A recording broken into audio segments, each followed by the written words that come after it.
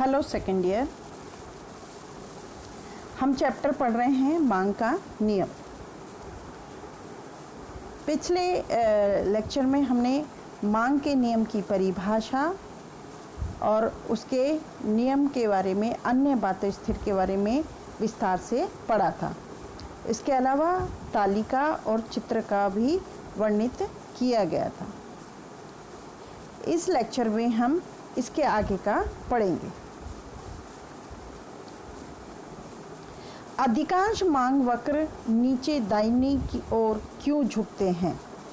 इसके बहुत सारे कारण हैं कि मांग वक्र यानी वस्तु अन्य बातें स्थिर रहने पर एक वस्तु की कीमत घटने पर उसकी मांग बढ़ती है और उसकी कीमत के बढ़ने पर उसकी मांग घटती है। इसलिए मांग वक्र की आकृति ऋणात्मक दाहिनी ओर झुकी हुई होती है।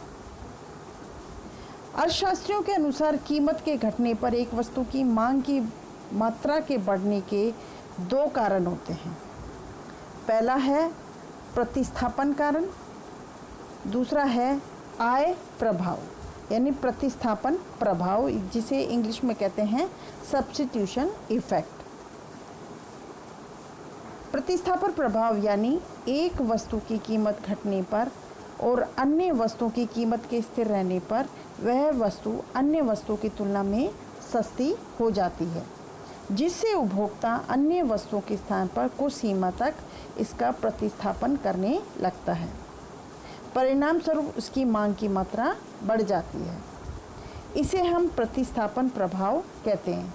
मान लीजिए चाय की कीमत घट जाती है तो इससे चाय अन्य वस्तु यानी कॉफ़ी आदि से अपेक्षाकृत सस्ती हो जाती है, जिससे उपभोक्ता कॉफ़ी की बजाय चाय का उपभोग बढ़ा देते हैं। दूसरा है आय प्रभाव, जिसे इंग्लिश में कहते हैं इनकम इफेक्ट। एक वस्तु की कीमत के घटते से उपभोक्ता की वास्तविक आय बढ़ जाती है, जिससे वह इस वस्तु को अन्य वस्तु की पहले से अधिक मात्रा में खरीदने की स्थिति में आ जाता है। इसे आय प्रभाव कहते हैं। मान लीजिए एक व्यक्ति 32 रुपये किलो के भाव से 10 किलो दानेदार चीनी का उपभोग प्रति माह करता था। कल्पना कीजिए कि दानेदार चीनी का भाव घटकर 32 रुपये से 30 रुपये हो जाता है। तो यानी ऐसी स्थिति में जो चीनी पर वो 320 रुपये व्यय करता था, अब घटकर कितना हो गया? 300 रुपये। तो यानी 20 रुपये उसकी वास्तविक आय बढ़ गई, तो 20 रुपये में वो अधिक चीनी खरीद सकता है। यानी कीमत के घटने से मांग की मात्रा बढ़ाने में आय प्रभाव, प्रतिस्थापन प्रभाव दोनों एक दिशा में कार्य करते हैं। ये सामान्य वस्तु पर लागू होती है। लेकिन इन्फीरियर गुड्स यानी घटिया वस्तु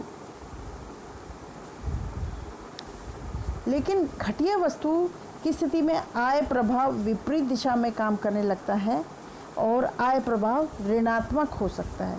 अर्थात कीमत के घटने पर आय प्रभाव मांग की मात्रा बढ़ाने के बजाय घटाने की ओर ले जाता है।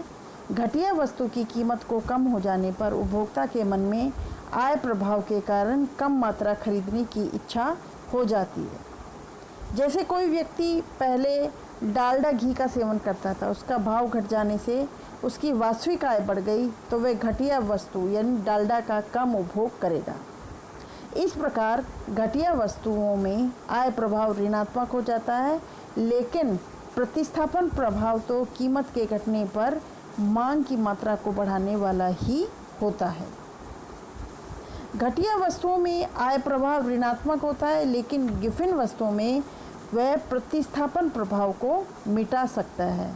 जबकि घटिया वस्तु में प्रतिस्थापन प्रभाव ऋणात्मक आय प्रभाव से अधिक प्रबल होने से कम कीमत पर वस्तु की मांग की मात्रा बढ़ेगी, अर्थात अधिक होगी, अर्थात मांग वक्र नीचे की ओर दाहिनी ओर झुकेगा। लेकिन गिफिन वस्तु में मांग वक्र दाहिने ओर झुककर ऊपर की ओर जाएगा, अर्थात सस्ते होने पर उसकी डिमांड घटेगी, महंगे होने पर उसकी डिमांड बढ़ेगी। तीसरा है कम कीमत पर नए क्रेता। जब किसी वस्तु की कीमत कम हो जाती है तो जो लोग उस वस्तु को नहीं खरीद पा रहे थे अधिक कीमत के कारण, वो भी खरीदने लग जाते हैं। इस प्रकार क्रेताओं की संख्या बढ़ने से मांग वक्र की मात्रा भी बढ़ जाती है।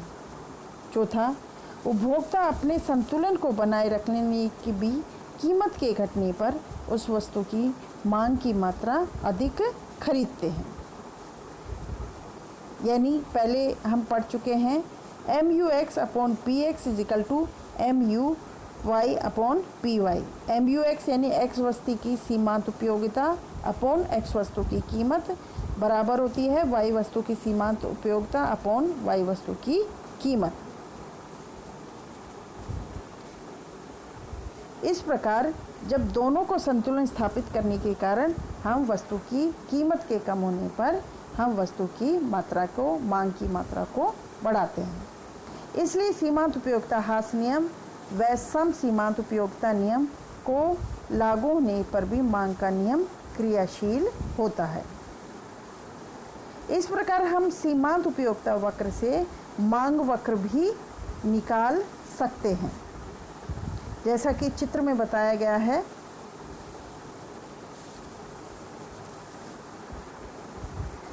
OX पे हमने X वस्तु की मात्रा और OY पर हमने सीमांत उपयोगिता को मापा है। अब आप ये देखें, एक त्रिभुज बनता है, अर्थात X1 कम वस्तु पर सीमांत उपयोगिता ज़्यादा होती है और ज़्यादा मात्रा होने पर सीमांत उपयोगिता कम होती है। देखिए, आप देखिए, कम वस्तु है तो सीमांत उपयोगिता ज़्यादा है और ज़्यादा वस्तु मात्रा होने से सीमांत उपयोगिता कम हो गई। चूँकि संतुलन में सीमांत उपयोगिता और कीमत दोनों बराबर होती है, तो इस प्रकार हम सीमांत उपयोगिता से मांग वक्र निकाल सकते हैं। जैसे कि दूसरे रेखा चित्र में है, OX पर मात्रा है, OY पर कीमत है और दोनों के बीच में कैसा है, अपोजिट संबंध है। यानी ज़्यादा कीमत पर कम खरीदा जाता है, कम कीमत पर ज़्यादा खरीदा जाता है।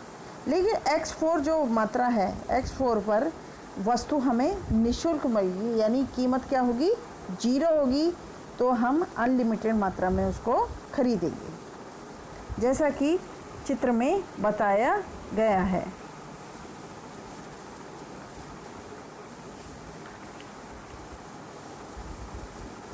आगे है मांग के नियम के कुछ अपवाद होते हैं।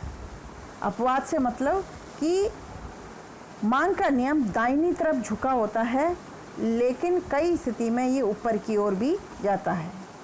मांग के नियम का एक बहुत सच्चा अपवाद है, वो है गिफिन वस्तु की परिस्थिति में।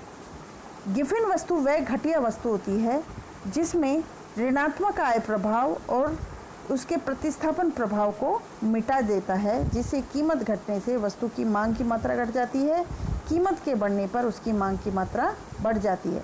ऐसी स्थिति तब पाई जाती है जब वस्तु की पर उपभोक्ता की आय का एक बड़ा अंश व्यय किया जाता है, जिससे कीमत के घटने से उपभोक्ता की वास्तविक आय में वृद्धि हो जाती है।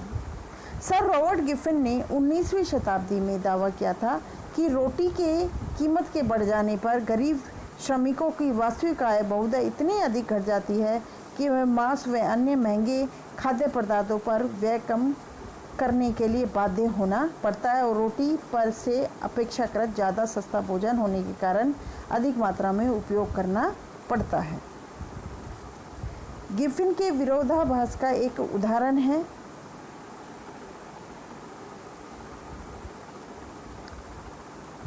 वनस्पति घी 170 रुपये किलो होने पर हम उसकी मांग 3 किलो होती है, यानी कुल व्यय 510 रुपये। देशी घी 300 रुपये होने पर उसकी मांग 1 किलो होती है, कुल व्यय 300 रुपये, यानी टोटल व्यय हो गया 810 रुपये। बाकी का लेक्चर अगली उसमें। Thank you.